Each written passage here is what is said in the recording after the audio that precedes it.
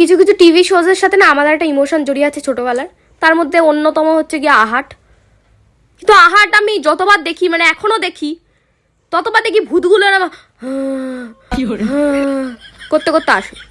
মানে কি হিসাবে ভূতগুলোরা বানায়, মানে ঘুমায় না ভূতগুলো নাকি, মানে কি গলায় খোলা খারাপ হয়, কোনো কোনো সমস্যা হয়, কোনো কি হিসাব করে বানায় ভূতগুলোরে?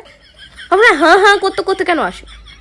আর ভূতের ওই ওই সাদা মার্কা চোখ কমন হয়ে গেছে, একটু চেঞ্জ কর ভাই। একটু সাদা মার্কা চোখ দেখে আর কেউ এখন ভয়, বাচ্চা কাচ্চারাও ভয় পায় না। আর অদ্ভুত প্রশ্ন দুটো, কে ওখানে, কে কে তোর কি জানার, কে ওখানে, ওখানে কে তোর কি জানার, তো ওখানে চলে যা, তো ভয় করছে।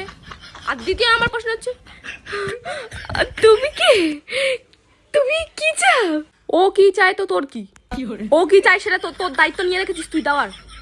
মানে অদ্ভুত এই প্রশ্নগুলো কোথা দিয়ে দেয়, মানে স্ক্রিপ্ট লেখার কি স্ক্রিপ্ট লেখে, সব জায়গায় একই কথা।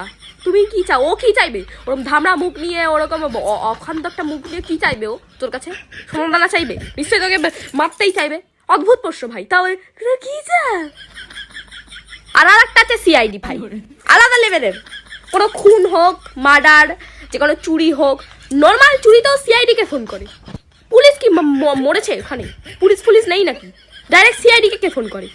পুলিশ না পারলে তারপর সিআইডি রাখে, ডাইরেক্ট সিআইডি। আর সিআইডিরও কাজ নেই, আর মানে কোনো সেরম নাম্বার নেই, হয় ওই দয়া ধরে মোটাটা, আর নয় ওই পদ্মুমান। আর অদ্ভুত ব্যাপার হচ্ছে, একটা কেস থাকাকালীন অন্য কেস ওদের মানে আসেই না। সিআইডি শুরু হলো, প্রথমে একটা কেস পেলো, ব্যাস হয়ে গেল। তার মাঝখানে যে 1000টা ফোন আসলো, 1000টা কেস পেলো, ওরম হয় না। একটা কেস নিয়ে চলতে থাকে। কি ফালতু সময় এদের, কি মানে। আর ডাইরেক্ট সিআইডি কে কি করে ফোন করতে পারে? মানে আর যারা ফোন করে তাদের কাছে নাম্বার রেডি থাকে ভাই। মানে ওরা জানতো ওই সময়টা মানে খুন হবে, ওই সময়টা চুরি হবে, ডাকাতি হবে, ওরা জানতো। ওই সময় অটো ঠিক নাম্বার পেয়ে যায়, গুগল ফুগলও সার্চ করেন, এমনি পেয়ে যায়।